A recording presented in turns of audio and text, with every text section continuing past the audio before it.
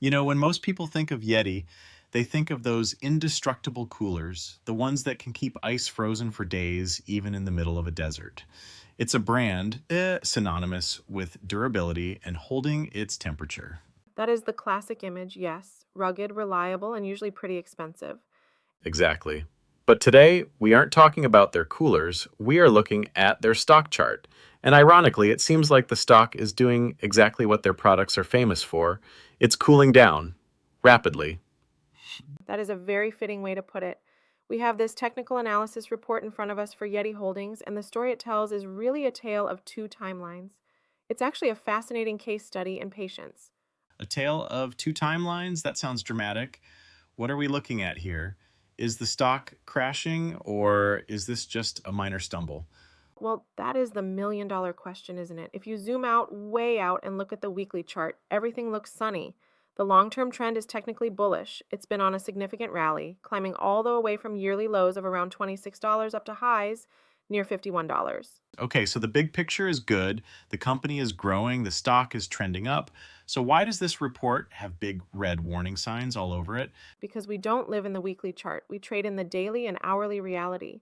And right now, the medium-term daily chart is heavily engaged in what we call a bearish consolidation phase.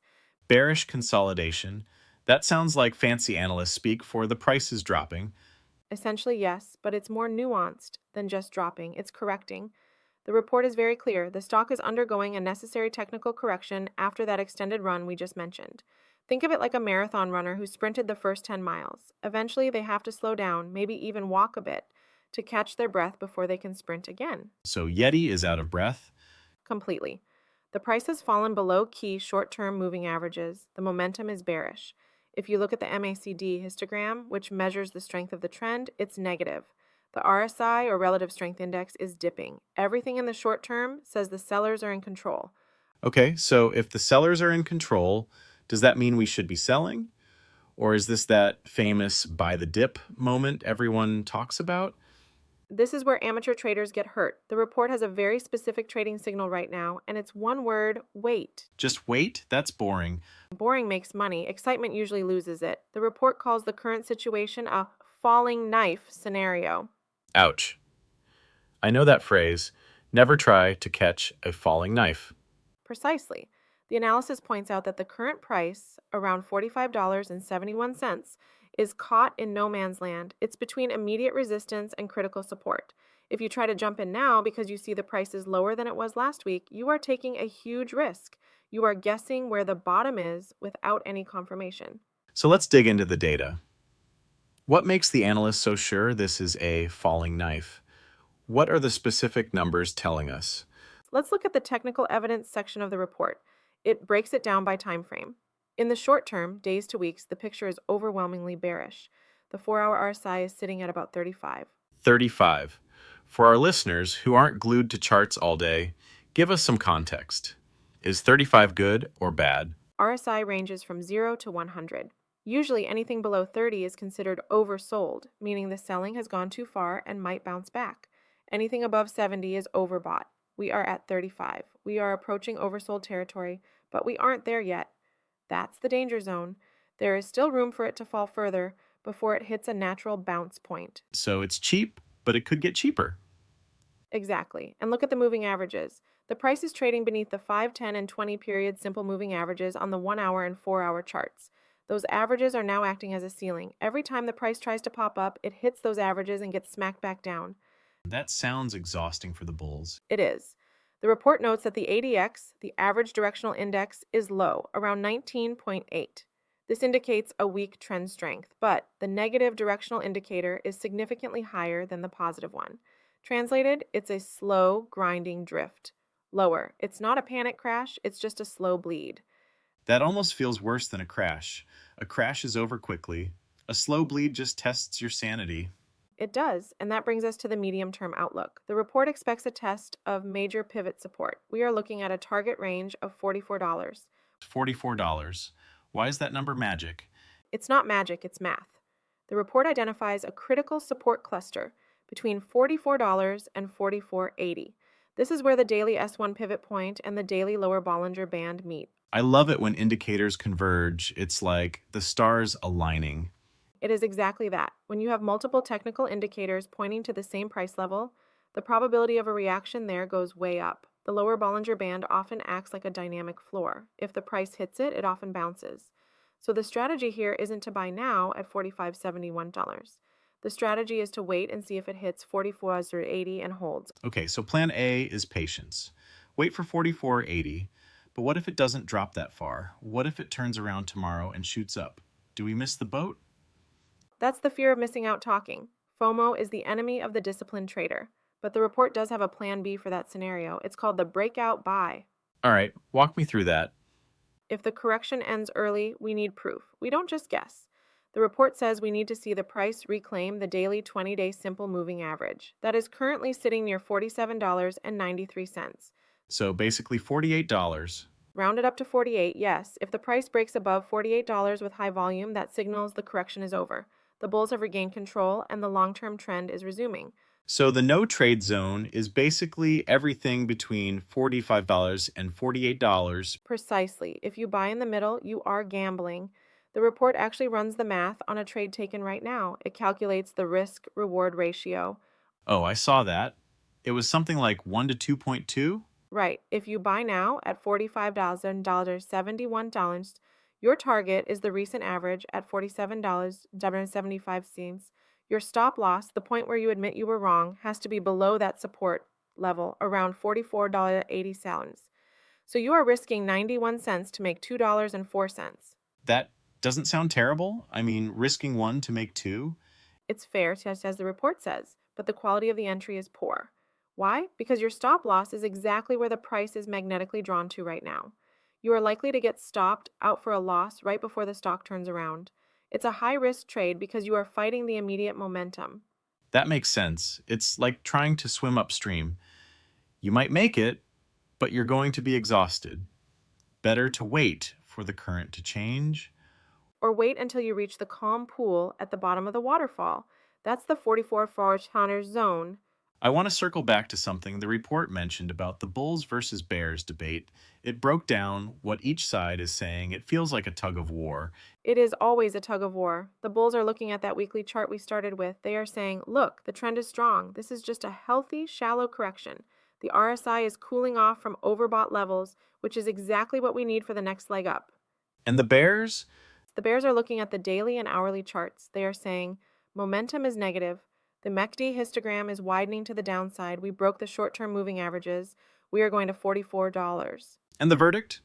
The verdict is a split decision. The bulls control the structure, the long-term map. But the bears control the action, the car driving on the map right now, and you never argue with the driver. That is a fantastic analogy. So even if the road goes to a beautiful destination eventually, right now the driver is taking a detour into a muddy ditch. Exactly. And you don't want to be in the car for the ditch part if you can avoid it. You wait for the car to get back on the highway. Let's talk about the psychological aspect of this. The report mentions action plan, trend versus trade. It says the most disciplined course of action is to let the correction play out. Why is that so hard for people to do? Because human beings are wired to act. We feel like if we aren't clicking buttons, we aren't trading. But professional trading is 90% waiting and 10% execution. The report explicitly says, do not chase. It warns against the urge to buy, while momentum is strongly bearish. It suggests setting alerts, right? Yes, set an alert at $45 and 44.50 sounds. Close your laptop, go for a walk, let the software watch the market for you. When that alarm goes off, then you come back and look for confirmation. Confirmation. You used that word earlier. What does confirmation look like? Let's say my alarm goes off at 44.80. Do I just blindly buy? No, that's how you catch the knife if it falls through the floor. Confirmation means you look for a bullish reversal candle, maybe a hammer candle on the 1-hour chart, or an engulfing pattern. Or you look for the RSI to turn up. You need to see the buyers stepping in before you join them. So we need to see footprints of the bulls before we start running with them. Perfectly said. What about the people who are already holding YETI? Say I bought it at $40 a few months ago. I'm still in profit, but I'm watching it drop. Do I panic sell? The report addresses this. If you're already long, it suggests stop management. You don't necessarily have to sell, especially if you have a good entry price. but you should have a protective stop below the daily S2 pivot, which is at 43.95s. So give it a little wiggle room below that 44 support zone. Right. If it breaks 43.95, then the medium-term thesis is broken and we might be looking at a much deeper reversal. But until then, you have to expect volatility. The range between $44.80 and $46.50 is going to be choppy. It's going to be noisy. It sounds like a turbulence zone. Fasten your seatbelts. And keep your tray tables in the upright position. I'm curious about the broader implications here. YETI is a consumer discretionary stock. High-end coolers aren't exactly essential survival items. Well, unless you're a bear, I guess. Does this technical weakness tell us anything about the wider market? Or is this just specific to YETI? That's an interesting philosophical question. Technical analysis usually focuses on the price action itself, ignoring the why. But often, when you see a stock like YETI, which had a massive run-up, start to consolidate, it reflects a shift in market sentiment. Investors are taking profits. They are becoming cautious. It's a microcosm of the broader market psychology. People are asking, have we gone too far too fast? It's the hangover after the party. Or just the bill arriving. The market is efficient. It knows that prices can't go up in a straight line forever. This mean reversion, returning to the average, is healthy. If YETI just kept going up every single day without a break, the eventual crash would be catastrophic. This correction, this cooling off, is actually what makes the long-term trend sustainable. So, in a weird way, we should be cheering for this drop? If you want to buy YETI, absolutely. You want to buy quality merchandise on sale. You don't want to pay full retail at the top of the chart. This correction is putting the stock on sale. We just have to wait for the store manager to mark down the price to $44 before we open our wallets. I like that. We are bargain hunters waiting for the red tag sale, but we have to make sure the merchandise isn't damaged. That's the support holding part. If it breaks $44, the merchandise is damaged. If it bounces, it's a steal. Let's summarize the game plan for our listeners just so everyone is clear. We have 3 scenarios. Scenario 1, the price falls to the 44.80 zone. We watch for a bullish signal. If we get it, we buy. This is the preferred trade with the best risk reward. Scenario 2, Scenario 2, the price doesn't drop that far and instead rallies. We sit on our hands until it breaks above $4,800 with strong volume. Then we buy the breakout. and scenario 3, Scenario 3, we do nothing. The price chops around between $45 and $47, killing time and frustrating impatient traders. In this scenario, we win by not losing money. we win by not losing money. That is such an underrated concept. I feel like in the age of apps and instant trading, everyone feels the need to be constantly active. It's the gamification of finance. But real wealth is built in the waiting. The analysis report ends with a very strong statement. The trend is fundamentally up, but the timing is wrong. Timing is everything. You can be right about the direction, but wrong about the time, and you still lose money. Exactly. If you bought a call option today thinking it's going up, but it goes sideways for 3 weeks first, your option expires worthless. You were right that it didn't crash, but you lost your capital. So YETI is the cooler king, but right now the stock is in the freezer. It's thawing out. We are just waiting for the right